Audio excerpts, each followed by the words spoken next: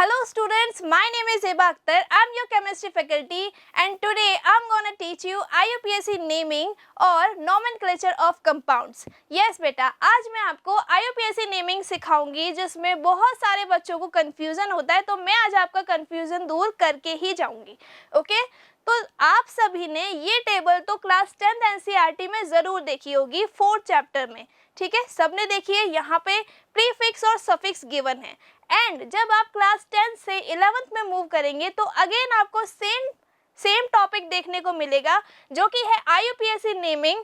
और यहाँ पर IUPAC naming with a long detail आपको दी हुई है, यानी कि काफ़ी सारे कंपाउंड्स आपको यहाँ पे दिए हुए हैं.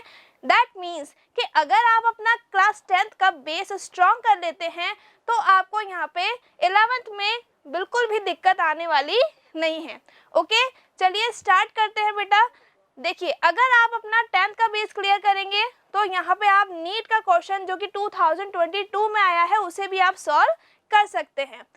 तो सबसे पहले हम कंसेप्ट को समझ लेते हैं, उसके बाद मैं आपको इस क्वेश्चन को सॉल्व करवाऊंगी. ओके तो बेटा रूल्स फॉर IUPAC नोमेनक्लेचर, यानी कि नोमेनक्लेचर सीखने के लिए आपको कुछ रूल्स पढ़ने पड़ते हैं जो कि आपको क्लास 10th NCERT की बुक में गिवन है. अभी हमने जो क्लास 10th NCERT की पिंक कलर की टेबल देखी थी उसके जस्ट ऊपर आपको कुछ रूल्स दिए हुए हैं जो कि आपको ये बताते हैं कि आपको नेमिंग कैसे करनी है. ओके तो हम यहाँ पे सीख लेते हैं कि नेमिंग कैसे करनी है. सबसे पहले आपको फर्स्ट रूल फॉलो करना है जो कि है longest chain rule. That means कि आपको कार्बन एटम्स की लॉन्गेस्ट पॉसिबल चेन चूज करनी है, सेलेक्ट करनी है एंड आपको उसको क्या बोलना है, पेरेंट चेन बोलना है. एंड इफ अगर उसमें मल्टीपल बॉन्ड्स प्रेजेंट हैं, दैट मीन्स कि अगर उसमें डबल या ट्रिपल बॉन्ड भी प्रेजेंट है तो फिर आप क्या कर सकते हो, उसको उसमें कंसीडर करेंगे. ठीक है, सपोज दैट आपको यहाँ पे एक कंपाउंड गिवन है इस तरीके से. सपोज दैट आपको ये कंपाउंड गिवन है. अब आप बोलोगे मैम ये कैसा कंपाउंड है, तो बेटा जब आप क्लास 11th-12th में जाएंगे तो आपको इसी तरीके के कंपाउंड्स देखने को मिलेंगे. आपको वो डायरेक्ट CH3 CH2 ऐसे लिखकर नहीं देगा, जनरली इसी तरीके के कंपाउंड्स आपको देखने को मिलेंगे.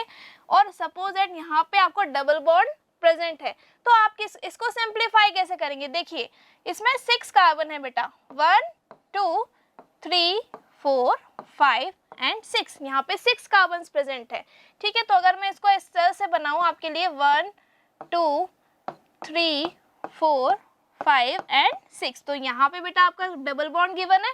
ठीक है, और उसके बाद यहाँ पे आप क्या लिख देंगे, H2 लिख देंगे क्योंकि एक कार्बन की 4 वैलेंसी होती है. ओके उसके बाद यहाँ पे क्या आ जाएगा, यहाँ पे सिर्फ H आ जाएगा. उसके बाद यहाँ पे सिर्फ H आ जाएगा. ठीक है, और यहाँ पे क्या आ रहा है देखिए, यहाँ पे भी H2, यहाँ पर भी क्या आ जाएगा H2, यहाँ पर भी इसी तरीके से H2 आएगा. मैं इसको ऐसे बना देती हूँ क्योंकि यहाँ पे H2 लिखने का स्पेस नहीं है. ओके और यहाँ पे मैं लिख देती हूँ CH3. ठीक है, तो यहाँ से नंबरिंग करेंगे 1 2 3 4 5 एंड 6 कार्बन्स हैं. तो 6 कार्बन के लिए आप क्या लिखते हो, हेक्स लिखते हो. और एक डबल बॉन्ड दिया हुआ है फर्स्ट कार्बन पे तो क्या हो जाएगा बेटा, हेक्सीन हो जाएगा. ठीक है, इतना तो आपको आता है, ये तो बहुत इजी एग्जांपल था. अब आप सेकंड रूल देखिए. सेकंड रूल में आपको क्या करना है, लोवेस्ट नंबर रूल आपको चूज करना है, यानी कि आपके पास जो ब्रांच दी हुई है कंपाउंड पर उसको आपको लोवेस्ट नंबर लेकर आना है पेरेंट चेन के अंदर. ठीक है, अब मान लीजिए आपको ये कोई कंपाउंड गिवन है इस तरीके का. ठीक है, यहाँ लगा हुआ है Br. तो सबसे पहले तो मैं आपको इसको सिंप्लीफाई करके बता देती हूँ. ठीक है, तो यहाँ पे 1 2, मैं आपको यहाँ नंबरिंग कर देती हूँ. देखिए 1 2 3 4 एंड 5. यहाँ पे 5 कार्बन है तो हम सीधे 5 कार्बन बना लेते हैं. पहले 1 2 3 4, उसके बाद यहाँ पे क्या आ जाएगा बेटा 5. ठीक है, 5 कार्बन हमने बना दिए. अब देखिए यहाँ पे इस वाले कार्बन पर एक ब्रोमीन जुड़ा हुआ है और इस वाले कार्बन पर एक CH3 जुड़ा हुआ है. तो यहाँ पे आ जाएगा CH3, यहाँ पर भी CH3 आ जाएगा, यहाँ पे CH2 आ जाएगा. ठीक है, क्लियर.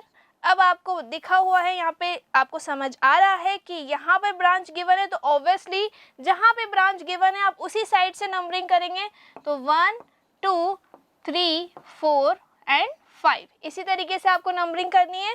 तो अब आपको यहाँ पे ब्रांच की पोजीशन लिखनी है. सबसे पहले आप क्या लिखोगे बेटा, 2 ब्रोमो. ठीक है, 2 ब्रोमो आपने लिखा, फिर आप डैश लगाएंगे, फिर आप क्या लिखेंगे 2 मिथाइल यानी कि एल्काइल ग्रुप लिखेंगे, और फिर कितने कार्बन है आपके पास 5, तो क्या हो जाएगा ये पेंटेन। ठीक है, तो क्या हो गया ये 2 ब्रोमो 2 मिथाइल पेंटेन। ये आपने इसके लिए IUPAC नेमिंग सीख लिया। ठीक है, मान लीजिए एक कंपाउंड आपको कुछ इस तरीके से गिवन है, ऐसे कुछ ऐसे आपको कंपाउंड दिया हुआ है। ठीक है, और यहाँ पे लगा हुआ है डबल बॉन्ड, तो फिर आप इसकी नेमिंग कैसे करेंगे 1 2 3 4 5 एंड 6 कार्बन यहाँ पे है और ये आपकी ब्रांच है। ठीक है, तो अब इसका नेमिंग कैसे करेंगे आप देखिए 1 2 3 4 में क्या आ रही है इथाइल ब्रांच आ रही है, तो आपको पहले पोजीशन लिखना पड़ेगा 4 डैश इथाइल। कितने कार्बन है बेटा 6 कार्बन है। ठीक है, तो यहाँ पे क्या हो जाएगा हेक्सीन। Clear, 4 ethyl hexene. इस तरीके से आपको पहचानना आना चाहिए कि कहाँ पे कार्बन है, कहाँ पे डबल बॉन्ड है, किस साइड से आपको नंबरिंग स्टार्ट करनी है। ठीक है, तो ये हमारे 2 रूल कंप्लीट होते हैं। थर्ड रूल पर आ जाते हैं फटाफट।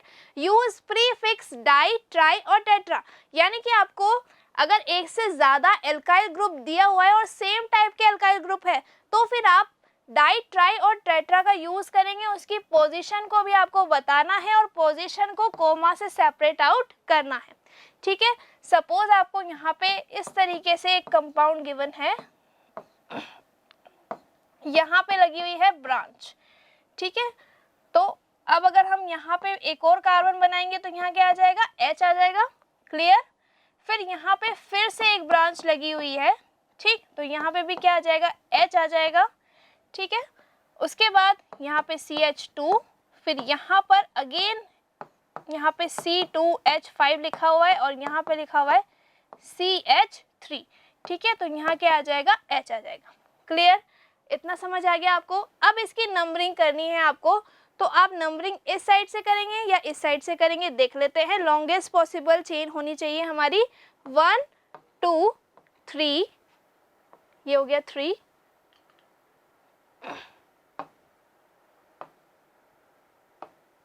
ठीक है 3 4 5 6 7, क्योंकि यहाँ पे 2 कार्बन है तो यहाँ पे हो गया 7।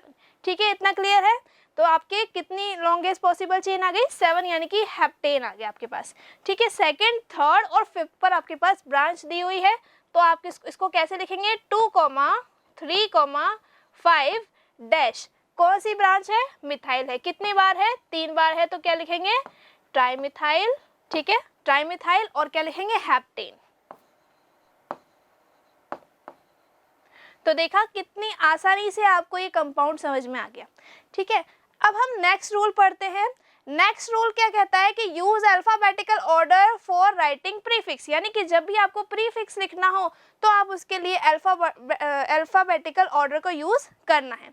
जैसे कि यहाँ पे if there are different alkyl groups, अब प्रीफिक्स क्या हो सकता है, मान लीजिए आपने हेलोजेंस ले लिया तो क्लोरो ब्रोमो इस तरीके से प्रीफिक्स हो सकता है।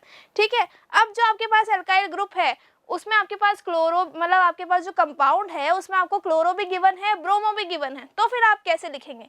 मान लीजिए ये आपके पास कंपाउंड है 1 2 3 4 5, आपके पास 5 कार्बन है और यहाँ पे फर्स्ट कार्बन पर क्लोरीन है, फोर्थ पर ब्रोमीन जुड़ा हुआ है और यहाँ पे इसकी वैलेंसीज को पूरा कर दीजिए। यहाँ पे 3 आ गया, यहाँ पे हाइड्रोजन आ जाएगा और यहाँ पे भी हाइड्रोजन आ जाएगा।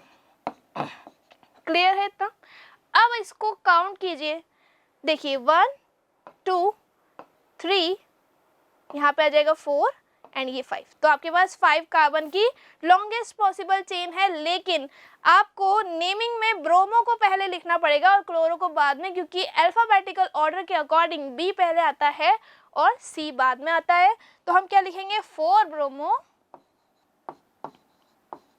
4 dash bromo dash 1 dash chloro. ठीक है, और कितने कार्बन है 5, तो क्या आ जाएगा बेटा pentane. Okay clear.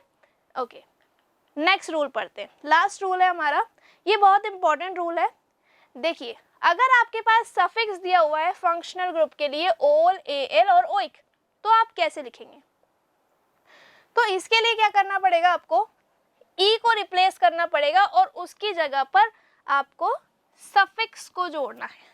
For example, मान लीजिए आपको अल्कोहल के लिए कंपाउंड बनाना है, ठीक है, आपके पास 3 कार्बन है और सब में आपने अल्कोहल यानी कि OH जो फंक्शनल ग्रुप होता है अल्कोहल का, उसको आपने अलग अलग पोजीशंस पर लगा दिया है। मान लीजिए आपने यहाँ पे फर्स्ट पोजीशन पर ही OH लगा दिया, ठीक है, तो यहाँ पर आपको इसकी वैलेंसी हाइड्रोजन से कंप्लीट करनी पड़ेगी। यहाँ पे भी इस तरीके से H2 आ जाएगा और यहाँ पे H3 आ जाएगा।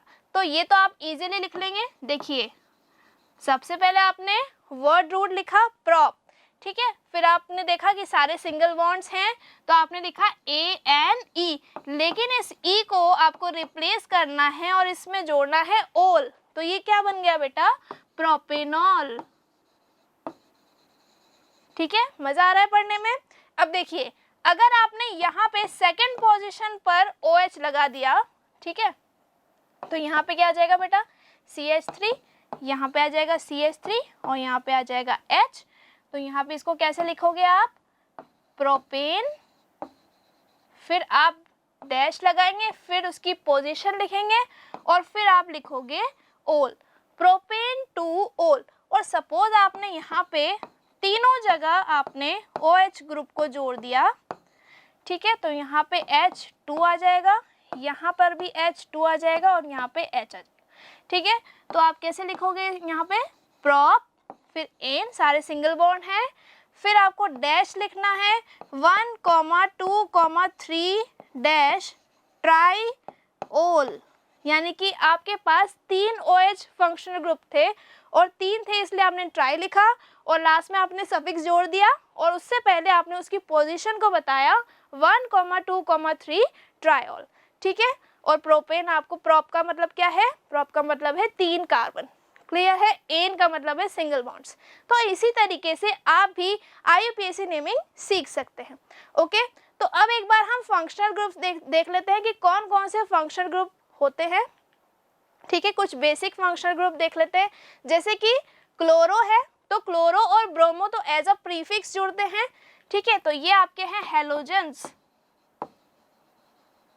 क्या है बेटा, हेलोजेंस है, ठीक है। उसके बाद जो ऑक्सीजन वाले होते हैं, जैसे कि अल्कोहल है, एल्डिहाइड है, उसके बाद कीटोन है, कार्बोक्सिलिक एसिड है, ठीक है। तो इसके लिए फंक्शनल ग्रुप्स होते हैं, जैसे अल्कोहल के लिए OH फंक्शनल ग्रुप है, फिर एल्डिहाइड के लिए CHO लिखते हो आप, कीटोन में यहाँ पे बेटा दोनों तरफ R आ जाता है, यहाँ पे भी R आ जाता है और यहाँ पे R डैश आ जाता है। R का मतलब क्या होता है, एल्काइल होता है, एल्काइल ग्रुप।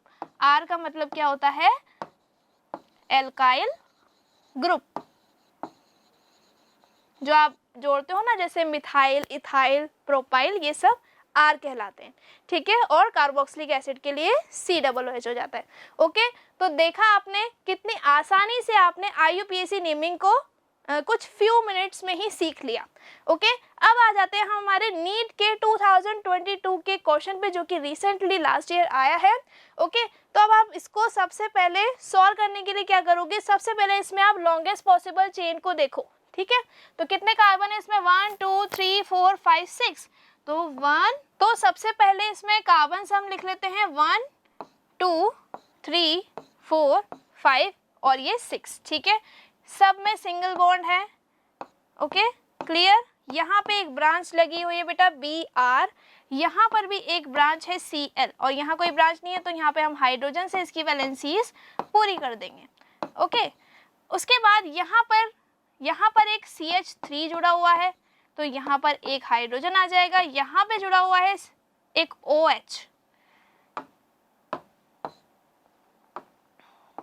ठीक है, यहाँ पे OH जुड़ा हुआ है और यहाँ पे कुछ नहीं है तो हम हाइड्रोजन जोड़ देंगे और यहाँ पर भी हम इस तरीके से CH2 लिख देंगे इसको हाइड्रोजन जोड़कर, ठीक है, क्लियर है। तो इस तरीके से मैंने आपके लिए सिंप्लीफाई कर दिया। अब आपको नंबरिंग करनी है, तो फर्स्ट कार्बन पर ही अगर आप ब्रांच मिल जाती है तो बहुत अच्छी बात है, तो यहीं से नंबरिंग कर देते हैं 1, 2, 3, 4, 5 एंड 6, ठीक है, क्लियर। 6 कार्बन है यहाँ पे। अब आप इसकी नेमिंग कीजिए 1, 1 पे क्या है बेटा, ब्रोमो, ठीक है, ये ब्रोमीन जुड़ा हुआ है। अब उसके बाद आगे जाएंगे तो 5 पर क्या है, क्लोरो, 1 ब्रोमो और 5 क्लोरो जुड़ा हुआ है, ठीक है। 4th पे क्या जुड़ा हुआ है, यहाँ पे मिथाइल ग्रुप जुड़ा हुआ है, तो क्या लिखेंगे बेटा, 4 डैश मिथाइल। उसके बाद कितने कार्बन है, 6 कार्बन है, तो क्या आ जाएगा बेटा, हेक्स, क्लियर है। और हेक्स की भी यहाँ पे हेक्स लिखने के बाद क्या लिखेंगे, हेक्स क्या है, रूट वर्ड है या फिर आप बोल सकते हो कि वर्ड रूट है। और यहाँ पे OH की भी हमें पोजीशन बतानी है और सारे इसमें सिंगल बॉन्ड है, तो एन लिखेंगे, फिर डैश, फिर 3 और फिर क्या लिख देंगे, ओ लिख देंगे। तो देखा आपने अपनी 10th क्लास की नॉलेज से नीट में आया हुआ क्वेश्चन सॉल्व कर लिया कितनी आसानी से, ठीक है।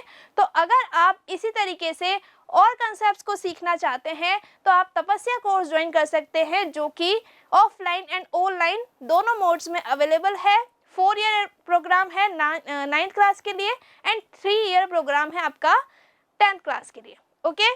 तो बच्चों कैसा लगा आपको ये video, thank you so much for watching this video. Motion foundation channel को सब्सक्राइब कर लीजिए, बेल आइकन को प्रेस कर दीजिए और इस वीडियो को आगे शेयर कीजिए ताकि सभी बच्चों तक ये वीडियो पहुंच सके। और हम आपके लिए इसी तरीके की कंसेप्चुअल वीडियोस लेकर आते रहेंगे, तो देखते रहिए motion foundation. Thank you so much.